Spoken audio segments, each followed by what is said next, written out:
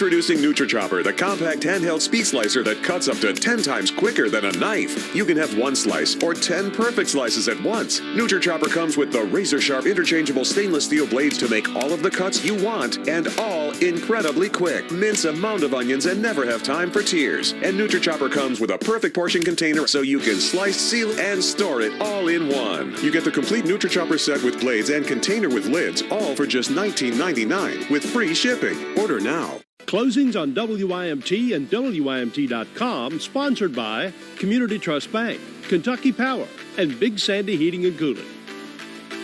Watch the Appalachian Wireless Game of the Week as the Clay County Tigers battle the Harlan Green Dragons this Tuesday night on HNI and WYMT.com. He is a native of Brandenburg, Kentucky, a third-generation Kentucky educator, and has been Commissioner of Education since September 2020. He began his teaching career in Hazard in 1996 and held several other positions in other states before returning to Kentucky last year. Dr. Jason Glass is our guest tonight on Issues and Answers, the Mountain Edition. From WYMT Mountain News, this is Issues and Answers, the Mountain Edition. This is an urgent consumer alert from Timeshare Cancellation Advocates, a national company specializing in helping consumers legally get rid of their expensive timeshares. Once you've made that decision to get rid of your timeshare for any reason, Timeshare Cancellation Advocates is offering a Better Business Bureau accredited way to legally get rid of your timeshare. Guaranteed. We guarantee to get rid of your timeshare payments permanently, and we can pay your 2020 maintenance fee once qualified. Please call 800-329-2167. Kentucky Education Commissioner Dr. Jason Glass is our guest tonight on Issues and Answers. He's joining us via Zoom from Lexington today. And Dr. Glass, first I just want to talk to you about your time in Hazard, because you actually began your teaching career in Hazard, right?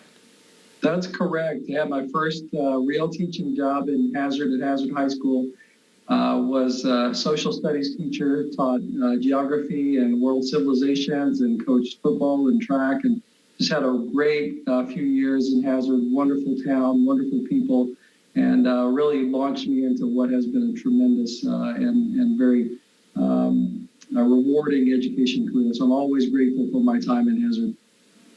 And that was back in the mid to late 90s, right? That's correct. Yeah, 96 to 98. So it was a wonderful time to be in Hazard, and I made great connections with people and educators in the community. And I think it was a place that gave me that sense of how a community and school really support and work hand in hand and for each other, because Hazard and Perry County are great examples of that. I just missed you because I graduated from Hazard in 95, so we just missed each other. But what were you doing before you came back to Kentucky last September? Well, I grew up in Kentucky, so it's home for me, and I went to school at the University of Kentucky. I got my first teaching job at Hazard High School, then went back to UK to get a master's degree in political science and public administration. I ended up in Colorado working at the State Department of Education there. I had stints in nonprofits in Colorado and district level leadership. Short stop over in Ohio working for a nonprofit in Columbus. 3 years in Iowa working as the state director of education there. So that's the companion position to the commissioner here in Kentucky.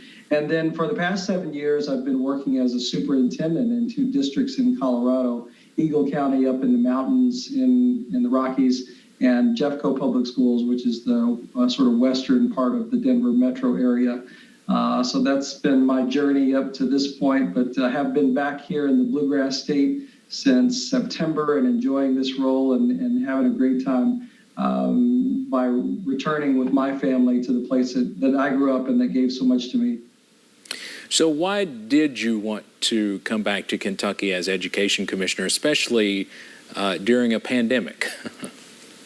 Well, this is a really unbelievable time to get to serve in this role and to lead.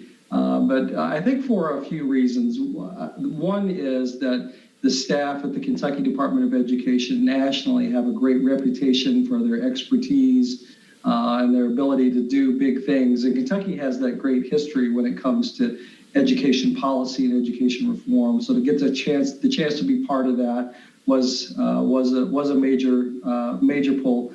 And I think even more than that, the chance to serve my home state, to get to give back to the place that gave so much to me in terms of opportunity and experience. I'm a third generation Kentucky educator, so to get to continue that tradition here with our family and to have my kids grow up in Kentucky and get to experience many of the things that I grew up treasuring, those were all major pulls to come back home and do this job. Governor Beshear wanted all schools to offer in-person learning in some form by today, March 1st, or 7 days after the district's personnel have received their second vaccine shot. Do you agree with that approach?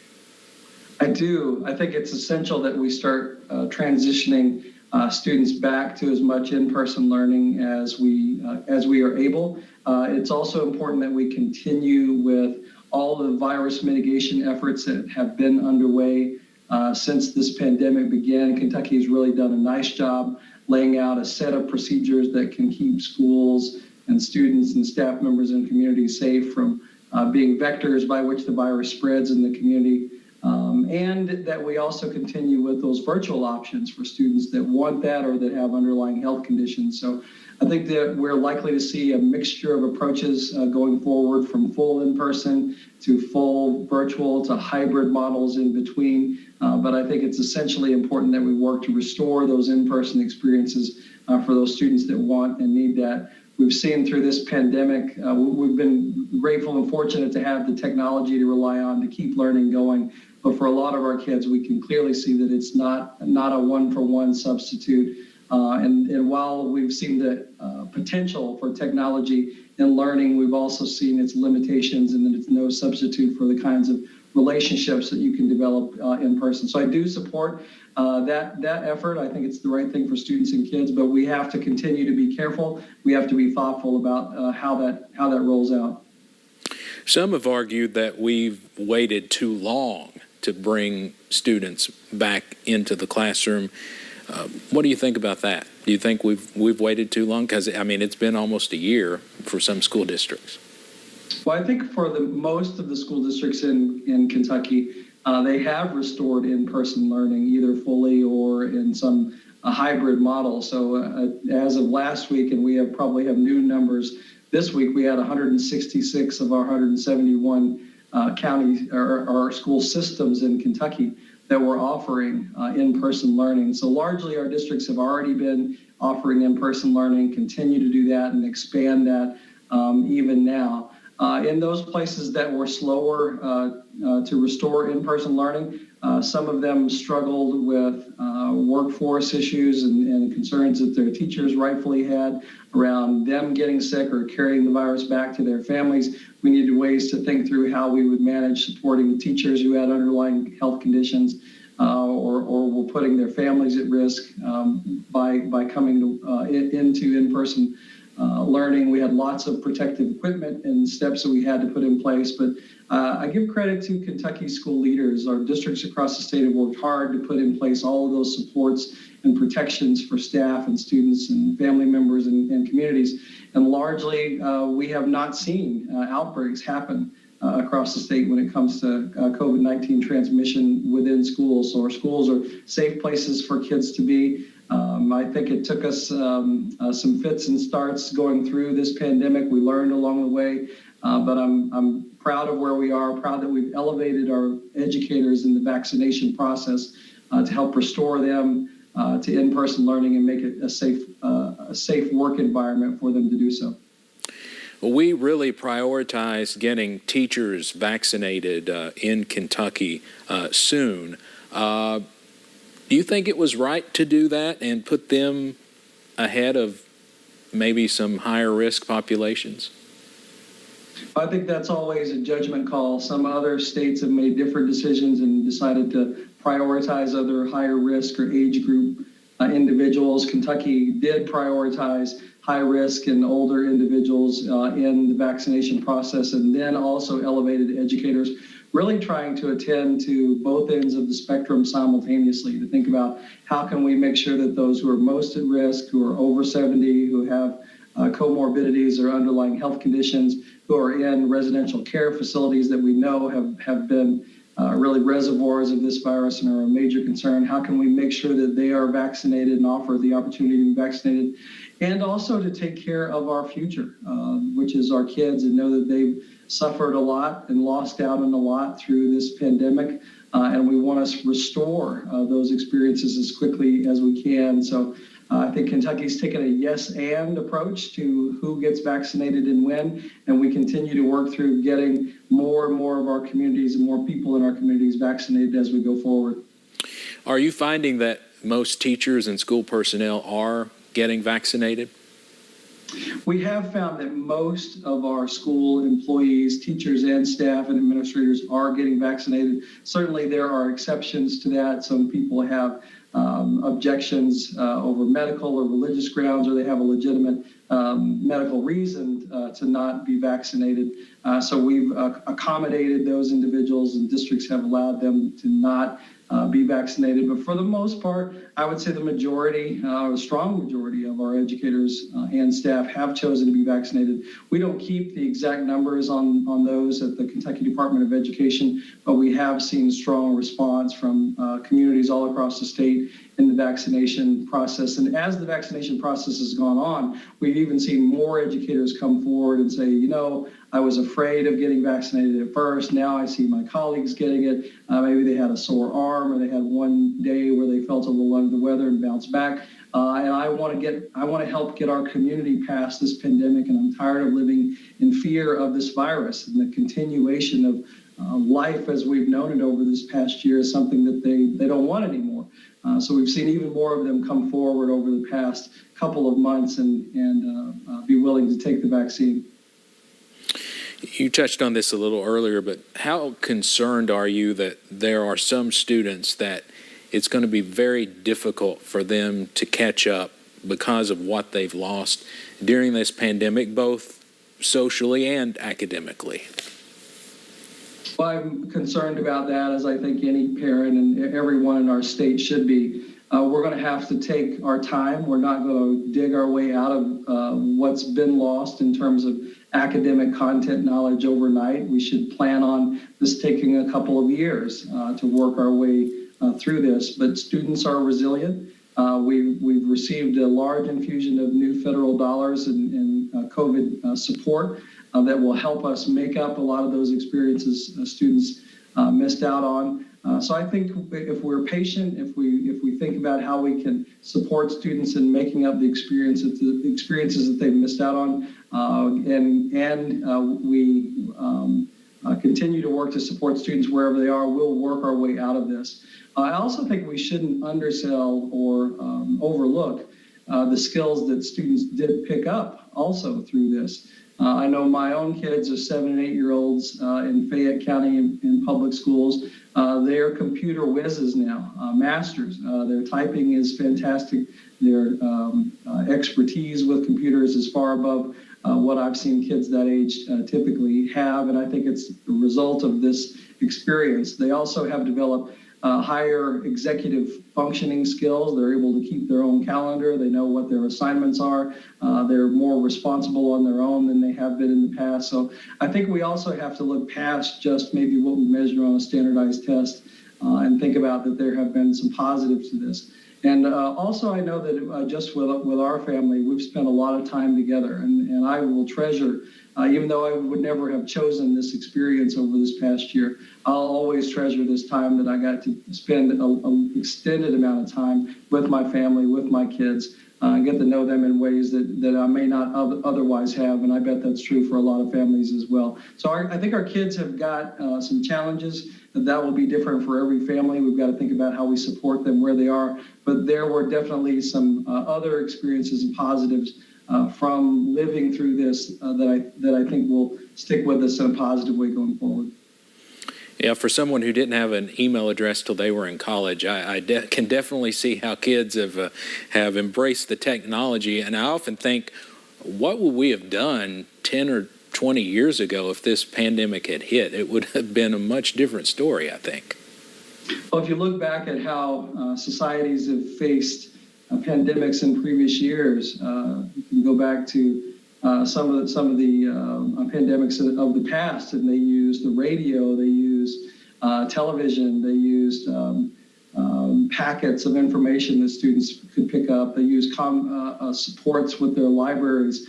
And so all of these things we saw in communities as well, distance learning, but definitely the interactive elements that we have with Zoom and Teams and Skype and all of the different platforms changed what we were able to do with students during this period. Yeah. So how long do you think it will take to get back to some sense of normalcy, to the way things were back a year ago in March 2020? Well, I think you're already seeing that transition take place. And again, a lot of our schools are already offering in-person learning.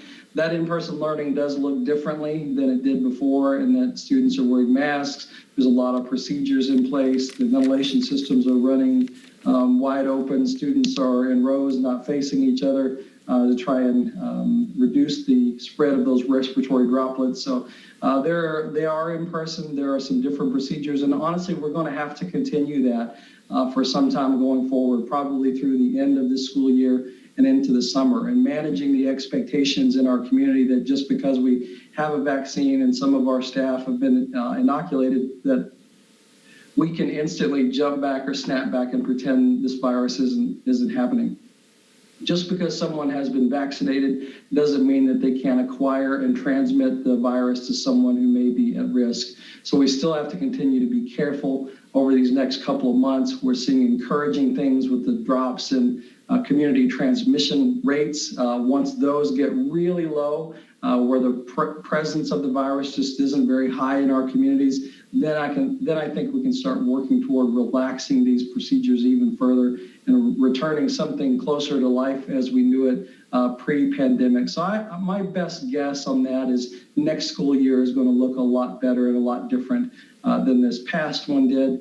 But I also think that we've got to give some thought to not how we put everything back the same, but how we can put things back better than they were. This pandemic, I think, shone a light on some students have got lots of support at home, lots of people and technology and support around them to help them engage with online learning. A lot of our kids didn't. A lot of our kids suffered from housing insecurity, food insecurity, mental health, social emotional challenges during this period. So I think it exacerbated our inequities. We're going to have to focus on how we catch those students up going forward. You think we'll be wearing masks the rest of this year? I don't know. I think we'll have to look at how our community transmission rates change. If we can get to a point where this virus just isn't very prevalent in our community, you'll have to worry about it a lot less. My role is as a state's chief school officer, so I don't make medical or epidemiology decisions, so we'll rely on public health, both at the state level and at the national level, for guidance on when it's best to remove all those restrictions and masking requirements. But I'm optimistic at the way that the numbers are falling that we'll be able to get there sooner than later. Yeah. Even before the pandemic, the importance of broadband was being preached here in eastern Kentucky, and I think we obviously learned how important it is, and the fact we still have a lot of work to do to get every student in the mountains connected, to make virtual learning even possible. We certainly have heard about issues people have had since this started. I'm sure you would agree with that, and is that going to be a major push for you moving forward, is to improve broadband access even more? Well, I think it needs to continuously be an effort. Kentucky's really got a lot to be proud of, especially Eastern Kentucky has a lot to be proud of in terms of the access that was in place in the state. Kentucky was an early leader in providing devices and broadband access to schools and to communities around the nation. Really has been for decades a leading state in providing that. But that doesn't certainly mean that we don't have places in Kentucky where that last mile to home or even last 100 yards to home hasn't been difficult to reach, or that internet access hasn't been spotty or slow or interrupted.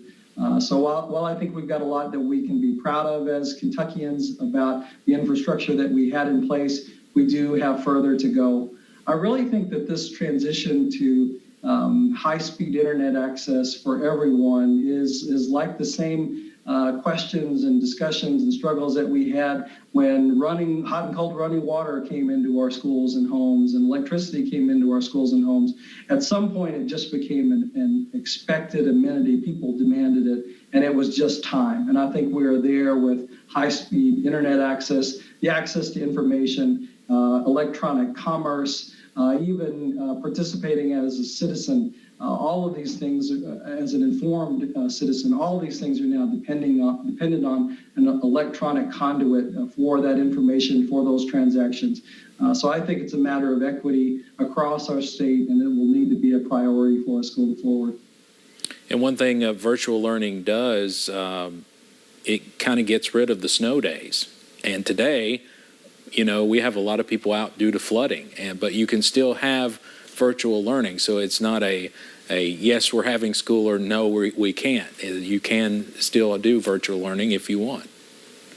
Sure, and Kentucky has lots of flooding concerns and icy days and snowy days. We get the full range of weather challenges here. I think that we'll be able to better manage those and transition to remote learning if we need to keep learning going, even though you've got some challenges for whatever reasons. But I also think that it'll be important for communities to work through when they're going to give those kids those snow days. I mean, those memories that families and kids have going out and playing in the snow are irreplaceable. And so that's not something that we want kids to lose out of. So I think all of our communities are going to have to find that balance between how they use the capacities of these new technologies to keep learning going, and also maintain those human aspects and those childhood aspects that we treasure so much. It sounds like you do think, though, that there will be a lot more virtual options even after the pandemic ends. Some of this won't go back. It won't go back totally to the way it used to be, right? That's right. I think that our parents are going to demand greater online remote learning options. Some of our families and students really thrived in this environment. They preferred it for any number of reasons. Some students just like working more independently. Some students have health conditions where it's not safe for them to be at school. Some students feel threatened or bullied at school, and so they can learn more because they're not under some kind of threat while they're at school. So I think all of that together is going to mean, going forward, these virtual or remote learning options are going to be part of our educational offerings in Kentucky going forward, and really across the nation. Our parents are going to demand it, and professionally, I think it's a good thing. The more that we can offer customized school options that fit families, that fit kids, that's a positive in my book. And so I think this will be part of our offerings going forward, and that's a positive. There is a bill in the state legislature that would allow this year's high school students to retake or supplement their courses in 2021-22. I'm not sure what the status of that bill is right now, but what do you think about that? Well, I certainly understand where the intent of that comes from. It's a recognition that students have missed out on a lot this past year, and students who had once-in-a-lifetime educational experiences that they missed out on. There's an effort to try and make that available to a student if they wanted to go back and repeat this year and have that experience again, or if they've had disruptions to their learning, their grades have suffered, to go back and have that experience again and make those up. So I understand the positive place where this is coming from. There are lots of technical details to work out on how this actually works in terms of how do we fund adding all of these students for an additional year into our education. What's the cost impact of that going to be, and how are we going to pay for it? Also things around how we measure attendance, or how we measure graduation rates, how we measure GPAs, what happens if you have the same valedictorian 2 years in a row or something. So there's all these scenarios that we have to think through that didn't contemplate students basically having an extra year of eligibility, like a redshirt year, when it comes to their K-12 education. So we're going to have to process through all of those technical questions, work to uncover them and solve them. Ultimately, it'll be up to the state legislature and the governor to make the determination as to whether or not that's the right thing to do. So I think it comes from a place of good intentions, but it's got lots of technical challenges that we'll have to work through. You have a virtual listening tour across the state beginning in April. One stop is in Hazard on the virtual tour. What do you hope to get out of that? Well, I think it's a virtual listening tour with an emphasis on listening. When I returned to Kentucky, I didn't want to come in and say, here's exactly what we need to do, and here's the playbook, and here's the plan, and impose that on the state. I grew up here. I've got deep roots in this state going back generations, but I've also been gone for 2 decades, and I have a lot to learn. And so I'm using this as an opportunity to hear from Kentuckians what their aspirations are for the future. What do they think school can be and should be for their children and future generations? And what is the system that we have sufficient? Is it meeting our needs, or could it be better? Could it be something else? So those are the conversations that we want to have around Kentucky. We want to hear perspectives from families, from community members, from teachers, from students about what's worked and what hasn't worked for them, and what their hopes and dreams are for education. From that, we hope to gather all of that data through those conversations and present to the legislature a plan going forward that's based on the voices of Kentuckians. And we really believe that if it's what the people in Kentucky want and we can find consensus around that future direction, it's really hard to argue with. That the people in the state have said this is what we aspire to for our schools and for our children. And I really am optimistic about what Kentucky is going to be able to do through this listening tour, through this effort, because I think if we ask anybody, regardless of where you live or what your political stripes or colors are, everybody loves their kids. Everybody wants them to be successful. Everybody wants their community schools to be successful. So this is an opportunity for us to really pull together and show what we can do as Kentuckians. Educators most certainly helped Governor Beshear win his election in 2019. Do you think he's lived up to his promises so far to support education? I'll leave it up to the voters to decide how Governor Beshear is doing, but I can say for my part, I have really appreciated getting to work with Governor Beshear. I think he's an intelligent, compassionate leader. He's a very competent leader. I've just appreciated the support that he's given me coming into this role, and he's made some really difficult decisions in the impossible circumstances over this past year. Everybody could go back and say he should have done this or that differently. We've all got the benefit of hindsight on those things, but I've really appreciated getting to work with Governor Beshear. Do you think teachers need a raise right now in Kentucky? I think teachers need a raise all of the time. I really believe that we've got to pay educators a professional and a livable wage. We've got to get the profession of education paid at a level similar to other college degree professional roles if we want to recruit and retain high caliber people, the highest caliber people in our society to go into teaching and stay in teaching. It's a wonderful profession. It's a great profession. I would encourage anybody out there who's thinking about a career, or students that are thinking about a career, to consider teaching. And it really is a wonderful way to spend your life. And at the end of a career, I don't know a lot of teachers who look back and say that they regret it. Just a few seconds left, so final question. What's your favorite part of being back in Kentucky? Well, it's definitely not the rain and the ice, I can tell you that.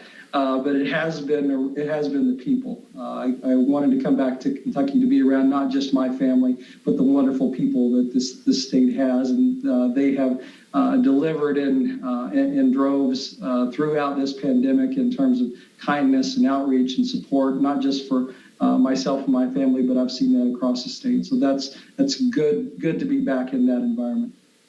All right, Dr. Jason Glass, we appreciate your time. Maybe next time you can join me in the studio. Thanks, Steve. That'd be great. I'd love to get back to Hazard. All right. And thank you for joining us. We'll see you next time on Issues and Answers. Watch the Appalachian Wireless Game of the Week as the Clay County Tigers battle the Harlan Green Dragons this Tuesday night on HNI and WYMT.com.